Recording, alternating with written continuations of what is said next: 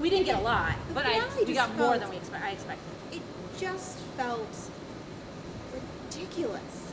Like, and I mean, I'm not disagreeing. I'm just curious. And this is the thing. It's like I've admittedly for these podcasts have watched a lot of really terrible TV in the past week. To be fair, I said you did not have to. I said you didn't have to catch up. You could have just watched the finale, or you could have let me just tell you what happened, and you could have just reacted. I don't do that. I know. I'm just. No, but I would like to put it out there that I'm not torturing you. She is. But between the shows that we're talking about today and the show that we talked about at length last time, there's literally been nothing that has ended up being enjoyable.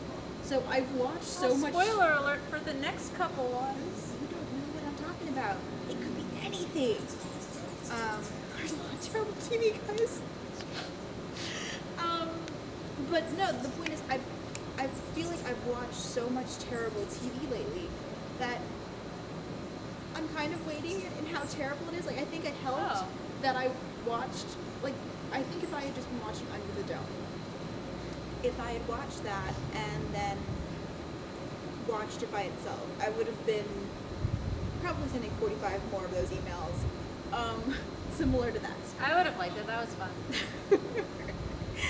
Whereas, which to be fair is kind of a weird karmic payback, not to you, but in sense of full circle, because one of our friends would IM me her thoughts when she had to watch Under the Dome on Mondays. So I understood her pain in a whole new level. I see. But no, because I watched the Dexter finale between Under the Dome. I think I watched the Dexter finale before I watched the last two. I think I was still kind of so frustrated with the Dexter finale that even though Under the Dome was stupid and ridiculous and made me roll my eyes, it was more like show versus like really what the, the words that I would naturally say. Show. But I also think that, and I mean maybe it's different for you, but for me, I had been watching the show all along, and I had come already to the determination that the show was just not being well executed, and so my expectations for the finale were significantly lower. And my personal attachment to the show was also significantly less. Yes, but it's like when you see so much terrible TV in a short period of time, and I've seen a lot of terrible TV. Like, I need to go upstairs and watch that Breaking Bad marathon to cleanse my brain from this shit. It's ridiculous, guys. I think I'm kidding, but like I don't 17 think episodes you're of kidding. my TV are. But no, it's a thing where it's just like, I watched the finale, and it's like, part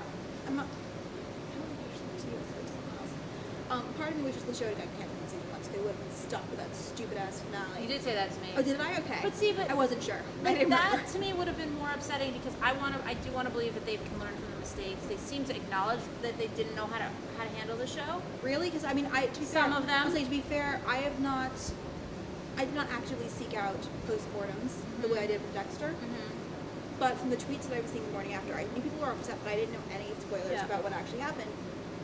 Everyone seemed to be defiant about it, and they were defending the first season. Well, I think a lot of people were, but I do also think that what they were defiant about was not that their season was perfect, but it was more of the undertaking, and a lot of people felt like this was the best they could do because they didn't know how complicated it was going to be for them. And I don't want to give anybody a pass for that because, let's face it, this is your job, and you shouldn't have gotten the job if you couldn't handle it. But the way that I look at it is, experience in deep mythology series. But what I'm curious to see is, because all the way through the season we had seen through the eyes of the kids, they were making assumptions or assertions about the dome that turned out to be wrong, that were not quite renderings for the audience, but just they didn't have all the information. And so at the end of the finale, they said it's protecting us from something. What is it protecting us from? And I would like to see them be proven wrong again there. And so at least it did leave me with this interest of how, the what comes after that. Are they actually correct when they say that the dome is protecting them? Because I think it's a stronger story if it's not. But I'm curious to see where they go with that, because for a while they thought it was hurting them. They thought it was manipulating them. We saw it manipulate them. And I've always said, because of the way the book handled it, that it never should have done anything. It should have just been dropped down, and we should have seen the true characters come out. Right.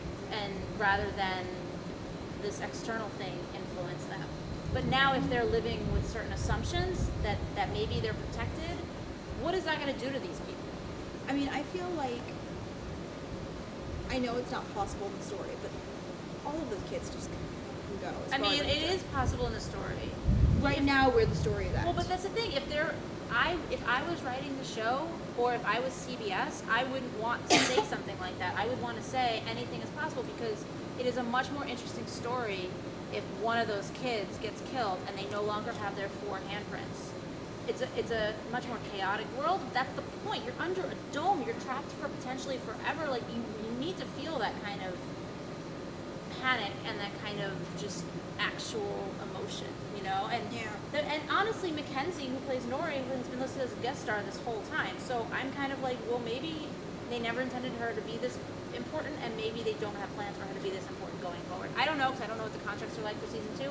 But little things like only all contracted for 1 season, which is I don't, but how they're contracted also depends. So I don't know. I didn't really follow that. But that to me is what could be interesting, is if they see the mistakes that they made by saying, all right, maybe we did do too much of the week stuff. Maybe we didn't have to do that. You know, let's not anymore. Now everybody knows who these characters are. We don't need that.